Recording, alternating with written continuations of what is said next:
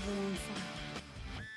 ರಾಜ್ಯದ 224 ಶಾಸಕರಿಗೂ ಮುಖ್ಯಮಂತ್ರಿ ಆಗುವಂತ ಆಸೆ ಇದೆ. ಡಿಸಿಎಂ ಡಿಕೆ ಶಿವಕುಮಾರ್ಗೂ ಕೂಡ ಅವಕಾಶವಿದೆ. ವೀರಪ್ಪ ಮೊಯ್ಲಿ ಹೇಳಿಕೆಗೆ ಎಂಎಲ್ಸಿ ನಾಗರಾಜ್ ಯಾದವ್ ಪ್ರತಿಕ್ರಿಯೆ ಕೊಟ್ಟಿದ್ದಾರೆ. ಹೈಕಮಾಂಡ್ ಯಾವಾಗ ಬೇಕು ಆಗ ನಿರ್ಧಾರ ಮಾಡುತ್ತೆ. ಇಲ್ಲಿ ಕಾಂಪಿಟೇಷನ್ ಪ್ರಶ್ನೆ ಬರೋದಿಲ್ಲ ಅಂತ ಹೇಳಿದ್ದಾರೆ. ವ್ಯಕ್ತಿ ಪೂಜೆ ಸಲ್ಲದು ಅಂತ ಡಿಕೆಶಿ ಹೇಳಿದ್ದಾರೆ. ಈಗ ಸಿದ್ದರಾಮಯ್ಯ ಸಿಎಂ ಆಗಿದ್ದಾರೆ, ಡಿಕೆಶಿ ಡಿಸಿಎಂ ಆಗಿದ್ದಾರೆ. ಅಷ್ಟೇ ನಮ್ಮ ಉತ್ತರ. 5 ವರ್ಷವೂ ಕೂಡ ಕಾಂಗ್ರೆಸ್ ಇರುತ್ತೆ ಅನ್ನೋದು ಖಡಾಖಂಡಿತವಾಗಿ ಹೇಳುವಂಥ ವಿಚಾರ ಅಂತ ಎಂಎಲ್ಸಿ ನಾಗರಾಜ್ ಯಾದವ್ ಹೇಳಿದ್ದಾರೆ.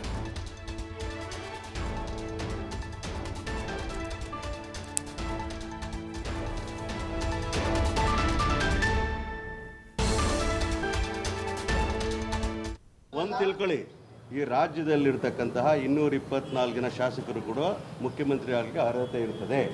ಡಿ ಕೆ ಶಿವಕುಮಾರ್ ಪಕ್ಷಕ್ಕೆ ದುಡಿದಿದ್ದಾರೆ, ಮುಖ್ಯಮಂತ್ರಿ ಆಗ್ತಾರೆ, ಆಸೆ ಇಟ್ಕೊಂಡ್ರು ತಪ್ಪೇನಿಲ್ಲ. ಈಗ ರಾಜ್ಯದ ಮುಖ್ಯಮಂತ್ರಿಗಳು 2ನೇ ಬಾರಿ ಮುಖ್ಯಮಂತ್ರಿ ಆಗಿದ್ದರೆ ಉತ್ತಮವಾಗಿ ಕೆಲಸ ಮಾಡ್ತಾ ಇದ್ದಾರೆ. ನಾವೆಲ್ಲರೂ ಕೂಡ ಒಪ್ಕೊಂಡಿರ್ತಕ್ಕಂಥ ವಾಸ್ತವಾಂಶ. ಹೈಕಮಾಂಡ್ ಯಾವತ್ತೇನು ತೀರ್ಮಾನ ತಗೊಳ್ತಾರೋ ಅದಕ್ಕೆ ಬದ್ಧವಾಗಿ ಎಲ್ಲರೂ ಕೆಲಸ ಮಾಡ್ತಾರೆ. ನಮ್ಮ ಪಾರ್ಟಿಯಲ್ಲಿ ಆ ಥರ ವಿಚಾರಧಾರೆಗಳೇ ಇಲ್ಲ. ನಾವು ನೋಡಿ, ಕಾಂಪಿಟೇಷನ್ ಪ್ರಶ್ನೆನೇ ಬರಲ್ಲ. ನಾವು ಒಟ್ಟಾಗಿ ಒಗ್ಗಟ್ಟಾಗಿ ರಾಜ್ಯದ ಜನಗಳಿಗೆ ಮಾತು ಕೊಟ್ಟು ಬಂದಿದ್ದೀವಿ.